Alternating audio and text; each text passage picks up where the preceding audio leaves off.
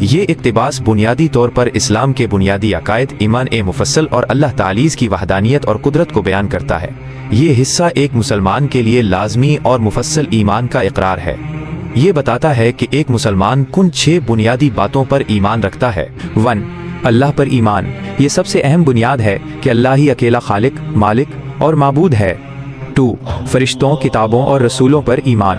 اس کا مطلب یہ ہے کہ اللہ نے انسانوں کی رہنمائی کے لیے غیبی مخلوق فرشتے کو بھیجا، مختلف زمانوں میں آسمانی کتابیں جیسے قرآن نازل کیں، اور پیغمبروں رسولوں کو بھیجا جن پر ہم بغیر کسی شک کے ایمان لاتے ہیں۔ 3. قیامت اور موت کے بعد اٹھائے جانے پر ایمان۔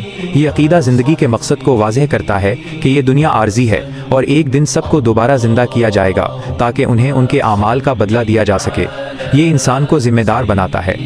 4. تقدیر پر ایمان، اچھی اور بری۔ یہ انسان کو صبر اور شکر سکھاتا ہے۔ اس کا مطلب یہ ہے کہ کائنات میں جو کچھ بھی ہوتا ہے وہ اللہ کے حتمی علم اور ارادے کے تحت ہوتا ہے۔ اگر کوئی مصیبت آتی ہے تو صبر کرو، اور اگر کوئی نعمت ملتی ہے تو شکر کرو، کیونکہ ہر شے کا فیصلہ اللہ کا ہے۔ یہ سوال و جواب واضح کرتے ہیں کہ ہم سب کی پیدائش کا مرکز صرف اللہ کی ذات ہے۔ یہ انسان کے ذہن سے ہر قسم کے شرک، شریک ٹھہرانے کی جڑ کاٹتا ہے کہ تخلیق کا کام صرف اللہ کا ہے۔ یہ بتاتا ہے کہ روزی یعنی زندگی کی ضروریات صرف اللہ کے ہاتھ میں ہیں۔ یہ توحید ربوبیت کی ایک اور شکل ہے۔ بھوک مٹانے، خوراک دینے اور زندگی گزارنے کے وسائل مہیا کرنے کا اختیار صرف اللہ کا ہے۔ اگرچہ انسان محنت کرتا ہے، مگر اس محنت کے پھل کو عطا کرنے والا اللہ ہے۔